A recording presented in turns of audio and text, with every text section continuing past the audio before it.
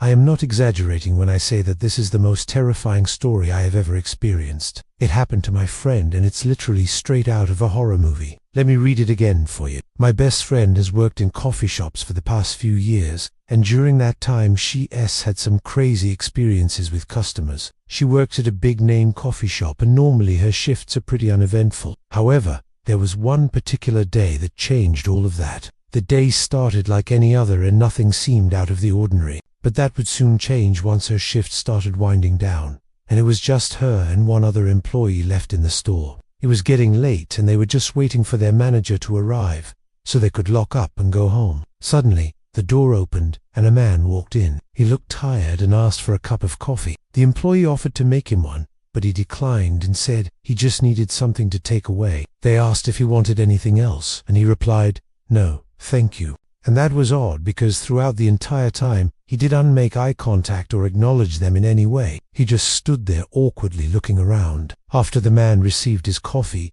he walked out without saying a word. My friend thought it was weird that he didn't say goodbye or even look at them, but she didn't think much of it. That was until a few minutes later when the manager arrived and told them that they needed to stay and clean up. They were puzzled by this because it wasn't closing time yet. However, they knew better than to argue with the manager, so they stayed. As they were cleaning, they couldn't help but talk about how strange that man was. The manager listened intently, nodding her head in agreement. As soon as they finished cleaning, the manager told them that they were free to go. They wasted no time in leaving the coffee shop. As they were walking to their car, my friend and the other employee talked about how eerie the situation was. They couldn't understand why the manager had made them stay or why the customer had acted so strangely. They decided that it was probably just a coincidence and that there was nothing to worry about, so they went home. However, that was until the next day when the manager called them into work early because there had been a problem. When they arrived, they were shocked to see that the police were there and the coffee shop had been cordoned off with yellow tape. They were then taken into a separate room where an officer explained what had happened. It turned out that the man who had come in the night before had actually been a murder suspect who was wanted for a brutal killing that had happened in the city. The police had been searching for him for days, but he had managed to evade them. After receiving the description of the man from the employees, the police were able to track him down and arrest him without incident. It turns out that the man had entered the coffee shop shortly before midnight and had asked for a cup of water. The employee had obliged and filled up a cup for him, but when she turned to leave, he had grabbed her by the wrist and pulled her close. She had screamed and tried to pull away, but he had only tightened his grip. He had then leaned in close to her ear and whispered, "You won't tell the police what I did last night, will you?" She had shaken her head frantically, but he didn't seem convinced. He had let her go and sat down at a table while she ran to get the manager. When the manager had arrived, the man had stood up and left without paying for his water. The police were able to recover security footage from the coffee shop, which showed the man entering and leaving the store. They were also able to obtain a DNA sample from the cup that he had drank from, which confirmed that it was his. The police were still puzzled as to why he had come into the coffee shop, but they had a feeling that it was more than likely that he had been trying to abduct someone. The employee had been traumatized by the experience and was taking some time off to recover. The manager had offered her counseling services, but she had declined. She was determined to move on with her life and not let what had happened to her define her. This is the first time this has happened to my friend, and I can only imagine how terrifying it must have been for her. I'm glad that she was able to escape unharmed, but I can't help but wonder why the killer had chosen her. Maybe he just wanted someone to talk to, or maybe he was trying to get close to her so he could abduct her. Either way, I'm glad that this story has a happy ending. Thank you so much for listening, and please do share your thoughts in the comments below. And now for a quick break before we move on to the next story. We were eating dinner together and we hadn't seen each other in a while. We were catching up and laughing and having the best time. But then suddenly she stopped and stared at me with wide eyes. I asked her what was wrong and she said, "I need to tell you something." I could tell by the look on her face that whatever she was about to say was serious. "I haven't been honest with you," she began. "There's something I need to tell you about the coffee shop." I knew immediately what she was talking about. My friend had been working at a coffee shop and she had told me that things were going well, but now she was admitting that she hadn't been honest with me. I pressed her for more information, and she eventually broke down and told me everything. She had been working at this coffee shop for about a year,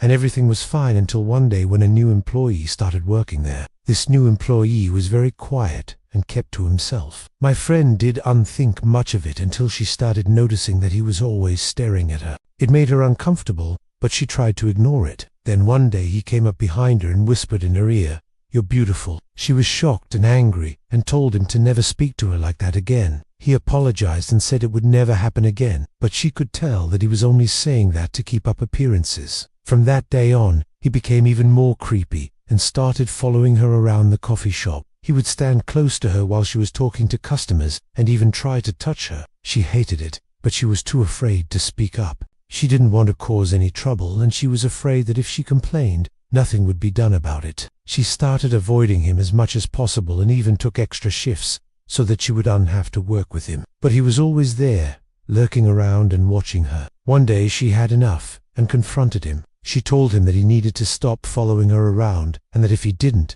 she would tell the manager. He looked at her and said, "You wouldn't dare." She could tell that he was threatening her, but she was too scared to back down. "I swear," he said, "if you tell anyone what happened between us, I'll make sure you regret it." She was terrified and ran to the manager. She told him everything that had happened, and the manager promised to take care of it. But that didn't stop the creepy employee from continuing to harass her. One day she was working alone in the coffee shop when he came in. She could tell by the look on his face that he was planning something. She tried to stay calm and act natural, but he was getting closer and she could feel her heart racing.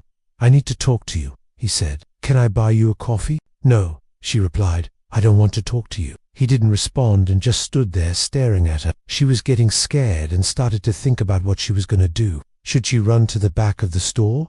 Should she call the police? Before she could come up with a plan, he took a step forward and reached out to grab her arm.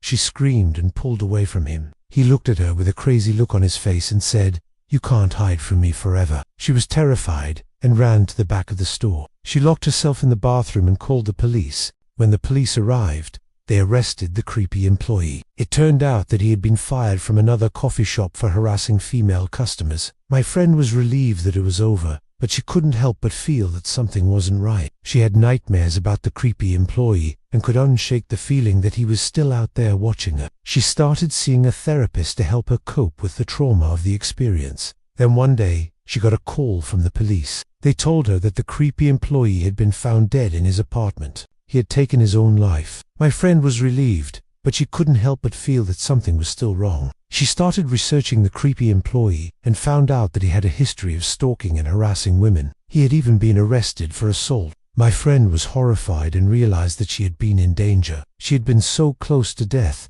but she had never known. My friend is now taking steps to protect herself. She carries pepper spray and is always aware of her. She will never forget the trauma she experienced at the hands of the coffee shop stalker.